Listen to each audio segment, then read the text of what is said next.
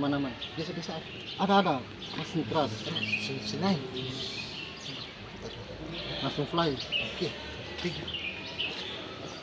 Suka Gojek.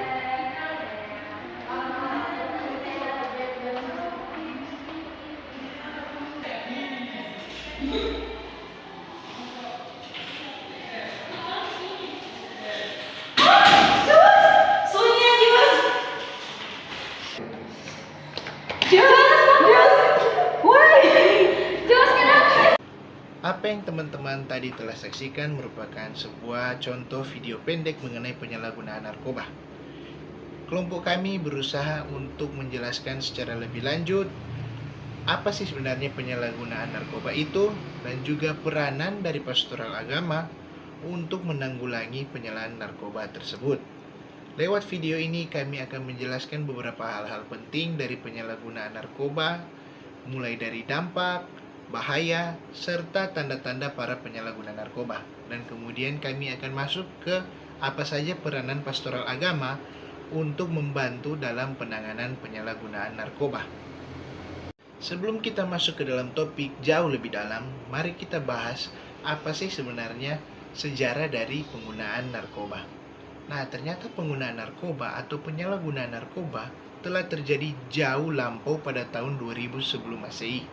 Nah, pada masa itu, zat yang paling sering digunakan adalah zat dari sari bunga opium atau yang sering kita kenal sekarang dengan sebutan opium.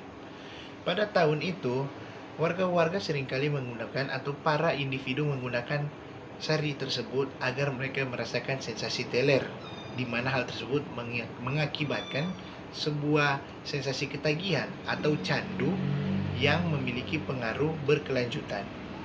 Nah, opium tersebut tersebar secara luas di area Asia dan pada tahun 500 sebelum Masehi telah tersebar ke banyak area di penjuru dunia. Pada tahun 1806 ditemukan bahwa ada seorang dokter yang melakukan modifikasi terhadap zat-zat adiktif tersebut dengan campuran senyawa amonium yang disebut dengan morfin. Morfin berasal dari kata Yunani atau nama seorang dewi yang Yunani yang memiliki nama Morpheus, dan dewi tersebut disebut dengan dewi mimpi. Nah, kenapa hal tersebut dihubungkan? Karena pada saat mereka menggunakan zat adiktif tersebut, mereka seringkali memiliki sensasi berhalusinasi yang disamakan dengan sensasi mereka sedang bermimpi, sehingga hal tersebut juga mengakibatkan sebuah hasil yang bersifat adiktif atau mereka memiliki kecanduan akan sensasi-sensasi tersebut, di mana mereka bisa merasakan halusinasi atau merasakan sensasi-sensasi asik yang menurut mereka itu mengakibatkan sebuah kecanduan. Nah, ternyata penyalahgunaan narkoba memiliki beberapa efek yang sangat berbahaya. Yang pertama adalah efek yang kita akan rasakan secara langsung, yaitu berbahaya bagi kesehatan kita. Nah, dalam penggunaan narkoba atau penyalahgunaan zat tersebut, salah satunya adalah timbulnya sifat adiktif atau di mana kita menjadi kecanduan akan hal tersebut. Dan juga pada saat penyalahgunaan narkoba atau zat-zat adiktif tersebut menjadi berlebihan, maka akan menimbulkan efek-efek samping yang sangat berat, baik itu secara fisik maupun psikis, yang akan nanti kita rasakan pada saat penggunaan narkoba tersebut sudah berlebihan. Pada saat mereka telah menjadi pecandu, maka akan timbul rasanya ketergantungan terhadap zat-zat tersebut, sehingga mereka akan merasa bahwa mereka tidak bisa lagi beraktivitas tanpa adanya konsumsi narkoba. Bahaya penggunaan narkoba yang kedua adalah dari bidang tindak pidana atau bidang hukum, di mana pengguna dan pengedar bisa terkena sanksi pada saat adanya narkoba. Entahkah mereka menjadi penjual atau mereka juga menjadi pengguna dari narkoba tersebut. Sanksi-sanksi yang diberikan terhadap pengguna dan pengedar narkoba sejauh ini sangatlah berat, sehingga mengakibatkan banyak kerugian baik pengedar dan juga pengguna. Kenapa mereka bisa menggunakan narkoba? Ternyata ada beberapa faktor yang memicu mereka melakukan hal tersebut. Salah satu faktor yang pertama adalah peredaran narkoba yang sangat meningkat. peredaran narkoba pada saat ini sangatlah gampang dan sangat mudah diakses, sehingga mempermudah orang, apalagi orang-orang yang masih penasaran akan sensasi narkoba atau sensasi yang akan dirasakan pada saat mengonsumsi narkoba tersebut, dan membuat mereka ingin mencari tahu. Nah, dengan mudahnya akses, maka mereka dengan mudahnya juga akan menggunakan obat tersebut. Penyebab yang kedua adalah masalah pribadi, di mana mereka ingin meluapkan seluruh benak isi hati mereka, tetapi mereka tidak tahu di mana, sehingga mereka merasa bahwa kenapa tidak mencoba narkoba saja. Hal tersebut juga bisa memicu sehingga mereka menjadi putus asa dan ingin mencari tahu apakah narkoba tersebut berfungsi sebagai pelarian mereka dalam masalah-masalah yang mereka rasakan pada saat itu. Yang ketiga adalah faktor lingkungan. Lingkungan yang sehat dan juga lingkungan yang tidak sehat sangatlah berpengaruh bagi para pengguna tersebut. Pada saat mereka hidup di lingkungan sehat, di mana para warganya yang saling terlibat, keluarganya yang saling mendukung, dan juga orangnya yang hidup dengan baik dan memiliki pendidikan moral support yang baik, maka mereka akan terjauh dari hal-hal tersebut. Tapi pada saat mereka berada di lingkungan hidup yang tidak sehat, baik dari pergaulan atau dari juga bagaimana orang-orang di situ hidup, dan ternyata di situ juga memiliki banyak pecandu lainnya atau pengguna-pengguna narkoba lainnya, sehingga itu membuat mereka menjadi mudah mengakses obat tersebut, dan juga mereka menimbul pandangan bahwa hal itu adalah hal yang biasa. Dan faktor yang terakhir adalah tekanan gaya hidup modern.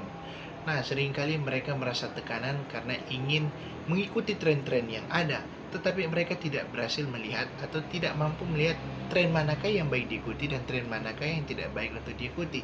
Sehingga pada saat mereka melihat tren-tren yang ada, baik itu penggunaan narkoba atau pergaulan yang kurang baik atau adanya seks bebas, dan mereka menganggap itu adalah tren, sehingga mereka berusaha mengikuti hal tersebut dan mereka tidak mau ketinggalan. Jadi pada saat nanti mereka berkumpul dengan teman-teman lain, mereka bisa menyombongkan hal tersebut walaupun hal tersebut tidaklah benar atau telah melenceng dari hal-hal yang baik atau hal-hal yang semestinya. Ternyata ada tanda-tanda yang timbul kepada para pengguna narkoba pada saat mereka telah kecanduan narkoba tersebut. Tanda-tanda yang timbul adalah yang pertama, tanda-tanda fisik, di mana seringkali orang yang memiliki berat badan yang cukup tinggi seperti saya tiba-tiba akan memiliki penurunan yang sangat drastis. Nah, itu adalah salah satu efek samping dari penggunaan narkoba, yang mereka mempengaruhi turunnya berat badan, karena bisa jadi pola makan mereka berubah akibat penggunaan narkoba tersebut. Tanda-tanda fisik yang kedua adalah di mana mata mereka menjadi merah. Seperti teman-teman lihat, kalau ada orang yang mabuk, seringkali mata mereka menjadi merah. Nah, para pengguna narkoba juga memiliki sindrom yang sama, yaitu di mana mata mereka akan menjadi merah pada saat mereka telah menjadi kecanduan terhadap narkoba. Yang ketiga adalah di mana kulit mereka atau bibir mereka menjadi pucat, dan nanti bibir mereka akan memiliki warna hitam atau rona merah dari bibir mereka akan semakin berkurang dan akhirnya menjadi lebih menggelap. Ciri-ciri fisik yang terakhir atau tanda-tanda fisik yang terakhir adalah di mana mereka menjadi mudah untuk berkeringat. Nah, seringkali pada saat mereka sudah kecanduan dan kemudian mereka tidak mengonsumsi hal tersebut, tiba-tiba mereka akan menjadi panik. Nah, dan kepanikan tersebut akan membuat tubuh mereka atau merangsang tubuh mereka menghasilkan keringat yang berlebihan. Seringkali mereka bukan hanya berkeringat, tapi badan mereka juga akan gemetar. Nah, itu merupakan sensasi di mana mereka sudah menjadi tidak tenang dan mereka ingin mengonsumsi narkoba tersebut secepat mungkin. Nah, itu adalah salah satu bukti mereka telah menjadi kecanduan atau telah ketagihan akan narkoba tersebut. Lanjut kepada tanda-tanda di bagian yang kedua, yaitu di mana emosi atau pribadi mereka. Seringkali para pecandu narkoba mereka akan menjadi emosional atau menjadi sensitif, sehingga mereka bisa menjadi gampang tersinggung, gampang marah, dan juga kestabilan emosi yang sangatlah tidak stabil.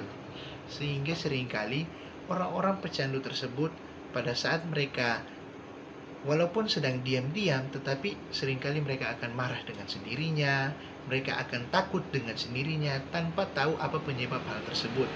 Ternyata penyebabnya adalah mereka sudah tidak tenang atau mereka sudah khawatir karena tidak mengonsumsi obat atau zat-zat adiktif yang dimaksud tadi.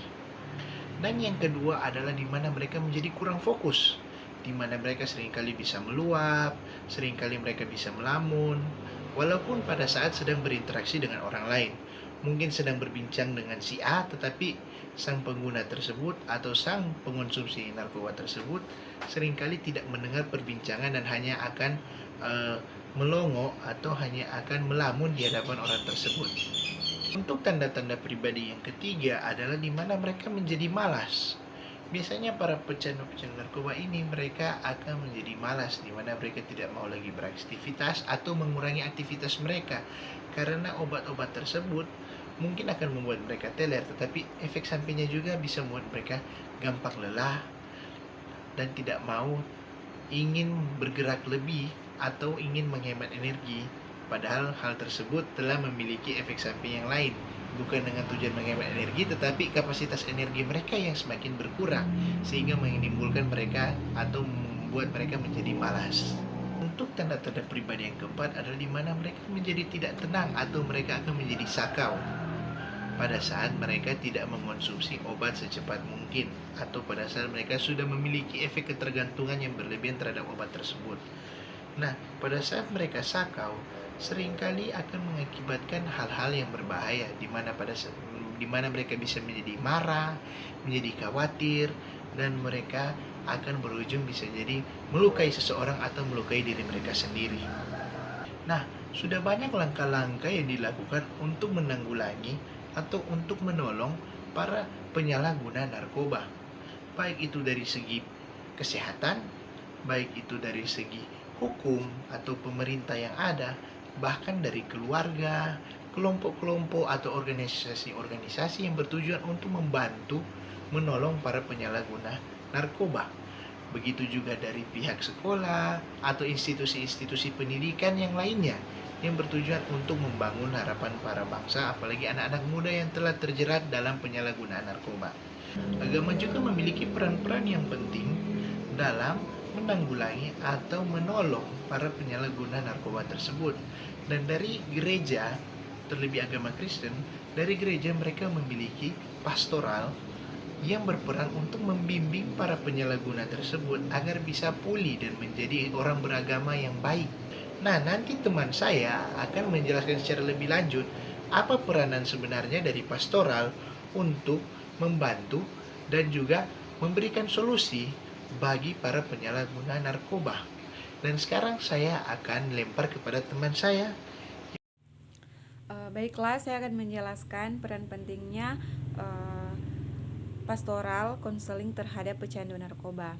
Dan ada beberapa peran penting, yaitu yang pertama, adanya pendampingan secara spiritual untuk membantu pecandu menemukan makna hidup dan kekuatan melalui spiritualitas dan iman.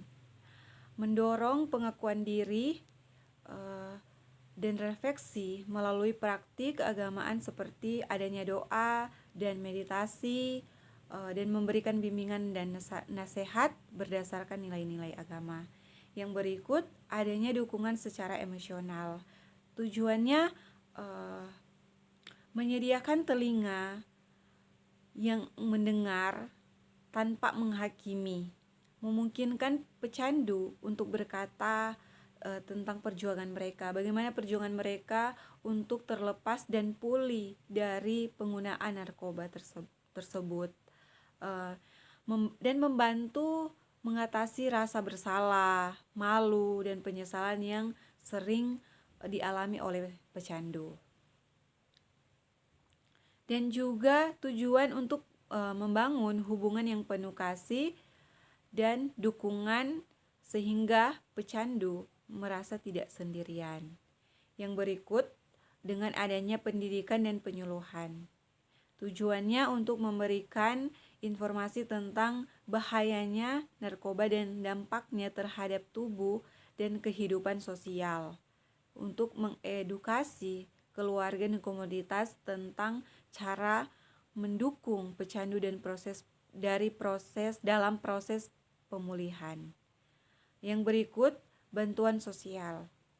Tujuan dari bantuan sosial untuk mengarahkan pecandu kepada layanan dan sumber daya yang dibutuhkan, seperti pusat rehabilitas, konseling, dan kelompok pendukung, untuk membantu dalam reintegrasi sosial seperti pencarian pekerjaan dan memperbaiki hubungan keluarga. Yang berikut, adanya pembentukan komunitas. Pembentukan komunitas tujuannya untuk membangun komunitas yang mendukung, di mana pecandu dapat merasa diterima dan didukung, mendorong dengan adanya keterlibatan dalam kegiatan komunitas yang positif untuk membantu pecandu merasa bagian dari masyarakat. Karena dengan adanya pembentukan komunitas atau sebuah komunitas, sehingga membantu pecandu untuk merasa mereka bagian dari masyarakat. Yang berikut, intervensi dan mediasi. Di sini intervensi dan mediasi berperan dalam intervensi untuk membantu pecandu menyadari masalah mereka dan mencari bantuan. Dengan adanya mediasi, konflik yang mungkin timbul antara pecandu dan keluarga atau teman mereka. Dan itu beberapa peran penting pastoral konseling terhadap pecandu narkoba. Ada beberapa manfaat pendamping pastoral untuk memberikan pertolongan kepada orang lain. Yang pertama, manfaat membimbing. Manfaat pendamping pastoral untuk membimbing adalah untuk membantu seseorang yang ada dalam kebingungan memutuskan suatu pilihan yang tepat atau pilihan yang meyakinkan dan sesuai dengan cita-cita harapan, namun bukan pilihan alternatif yang bisa mempengaruhi keadaan jiwa seseorang pada saat sekarang maupun yang akan datang. Yang kedua, manfaat menopang. Manfaat menopang adalah untuk menolong seseorang yang mengalami sakit dan terluka, bukan luka secara fisik tetapi luka jiwa atau batin, untuk tetap bisa bertahan dalam menghadapi dan mengatasi masa sulit yang dialami. Manfaat menopang dapat membantu seseorang untuk bisa menerima kenyataan yang ada, mandiri dalam lingkungan keadaan yang baru dan berkembang secara penuh dan utuh. Yang ketiga, manfaat memulihkan atau memperbaiki hubungan. Manfaat memulihkan bertujuan untuk menolong orang lain dalam situasi hati yang menyimpan rasa dendam dan kemarahan agar bisa sampai kepada tahap memaafkan kesalahan yang dilakukan oleh orang lain dan memberikan pengampunan. Karena dengan memaafkan dan memberikan pengampunan kepada orang lain, jiwa dan batin kita akan tenang dan menghasilkan hal yang positif. Yang keempat, manfaat memelihara dan mengasuh. Manfaat memelihara dan mengasuh memiliki tujuan memberi kemampuan kepada seseorang untuk mengembangkan potensi diri di dalam perjalanan hidup seseorang.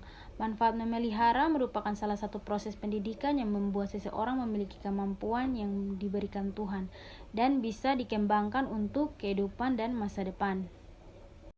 Berikut adalah langkah-langkah yang dapat diambil. Yang pertama, memahami konseling. Konseling ini berfokus pada aspek psikologi, emosional, dan perilaku yang mendasari kecanduan, serta memberikan dukungan untuk pemulihan jangka panjang. Jadi, konseling perlu memahami diri si korban. Dua, pertolongan dan kasih. Bila sudah kecanduan narkoba, tindakan pertama dari pihak keluarga jangan memusuhi.